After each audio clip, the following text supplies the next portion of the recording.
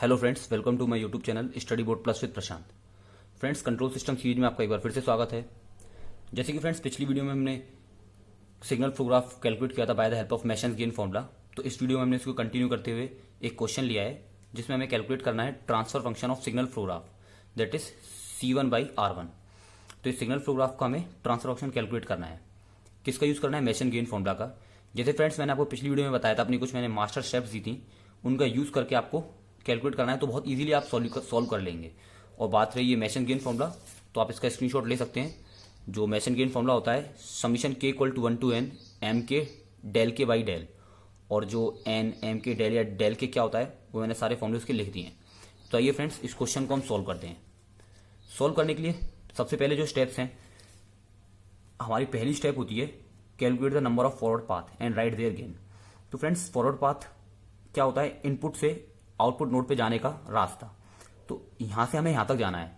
इसके लिए सबसे पहला फॉरवर्ड पाथ तो सीधे आपको दिख रहा है, एरो एक ही डायरेक्शन में है। दूसरा चेक करते हैं, ऊपर से जा नहीं सकते क्योंकि एरो क्रॉस हो रहे हैं।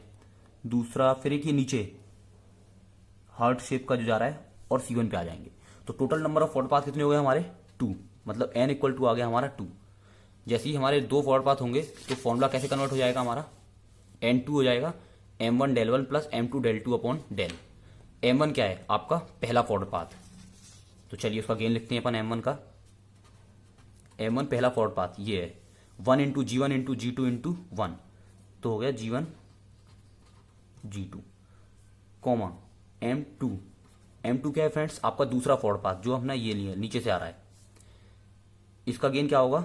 1 × G5 G6 × 1, तो ये हो गया G5 G6। First step complete हो गई है। सेकेंड स्टेप में हमें क्या करना है friends? Number of individual loops and write their gain.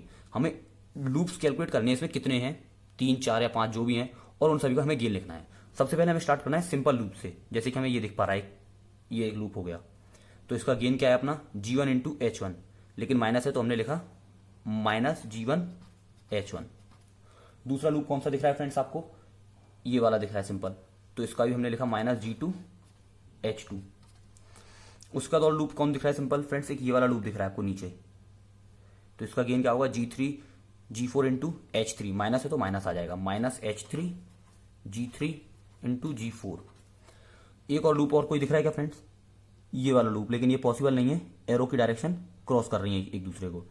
एक फ्रेंड हर्ट वाला देखिए, ये ऐसे करके बड़े वाला, ये भी एक लूप बन रहा है जिसमें G5 G6 H2 H1, minus minus plus हो जाएगा, तो ये हो जाएगा आपका G5 G6 H1 H2। ये अपनी सेकंड स्टेप हो गई। फ्रेंड थर्ड स्टेप में क्या कहते हैं? Number of 2 non touching loops and write their gain. हमें ऐसे लूप देखने हैं जो आपस में टच ना हो। टच ना होने का मतलब फ्रेंड जैसे कि ये दोनों हैं, ये टच हो रहे हैं इस नोड पे, तो ये नॉन टचिंग लूप नहीं है। अगर मैं इस लूप की और इस लूप की बात करूं तो ये नॉन टचिंग है, इसमें कोई भी नोड कॉमन नहीं है या कोई भी पाथ कॉमन नहीं है। तो इन दोनों का गेम हमें लिखना है और प्रोडक्ट करना है उनका।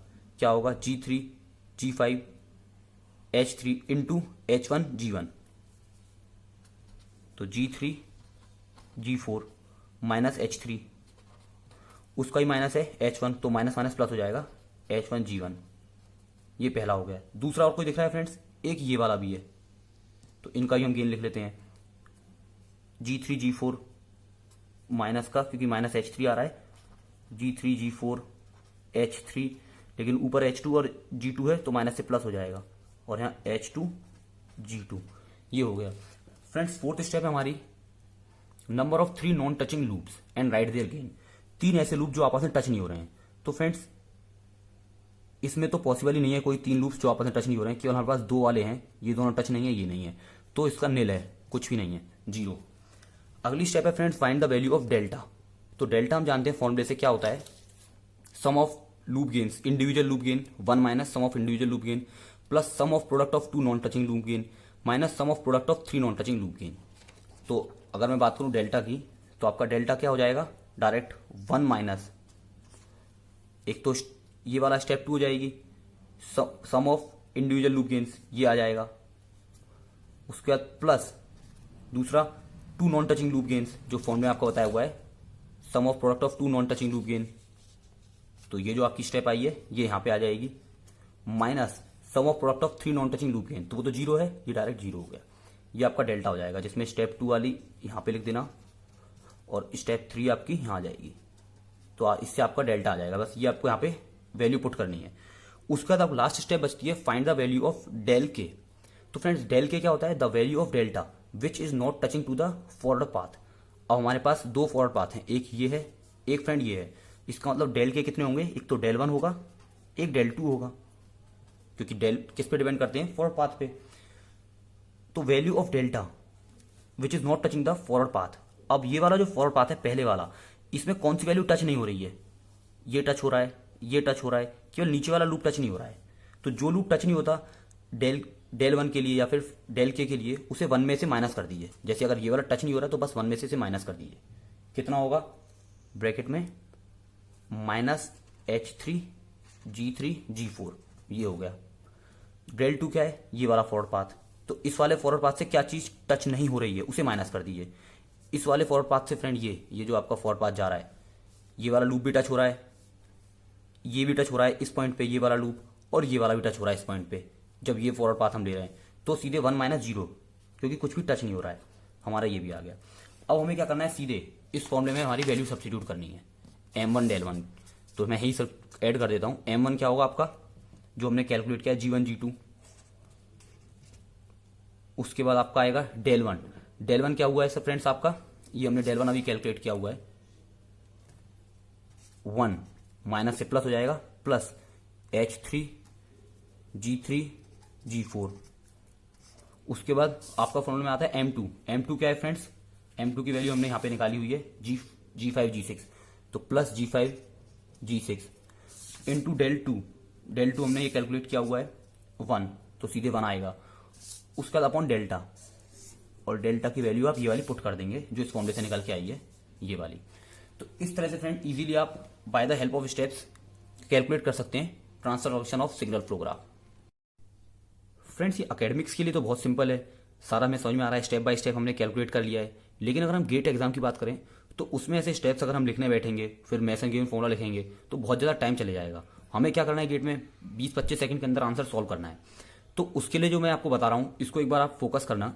जो मेरी स्टेप्स हैं, calculate the number of forward path, या फिर number of individual loop gains step 2, step 3 number of 2 non touching loop gain, step 4 number of 3 non touching loop gain.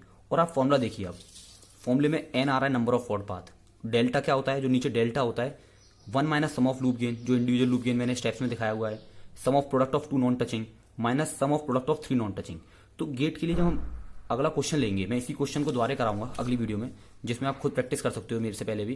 Calculate transfer function of C2/R2। इस बार आपको transfer function निकालना है C2/R2, लेकिन आप steps नहीं लिखेंगे, डायरेक्ट ये फॉर्मूले को दिमाग में रखना है आपको, इस फॉर्मूले को, और सीधे वैल्यू डालनी है। जैसे डेल है तो 1 minus loop sum of loop gain डालते चले जाइए अपना आप, 2 नॉन टचिंग लूप गेन डालिए, minus 3 non touching loop gain डाल लीजिए, plus number of 2 forward path हैं तो M1 M2 हो जाएगा, और उनका गेन लिख दीजिए। तो अगली वीडियो में दोबारा इस क्वेश्चन को हम कंटिन्यू करेंगे, जिसमें मैं स्टेप्स नहीं लिखूंगा, डायरेक्ट हम किस तरह से सिग्नल फ्लो ग्राफ को फॉर्मूले से कन्वर्ट कर लेंगे, ताकि आपका टाइम बचे।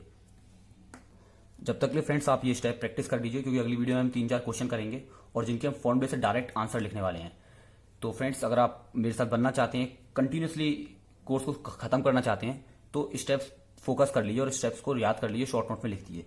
जब तक के लिए फ्रेंड्स गुड बाय, नमस्ते, thank you. And friend please please please subscribe my channel. Thank you.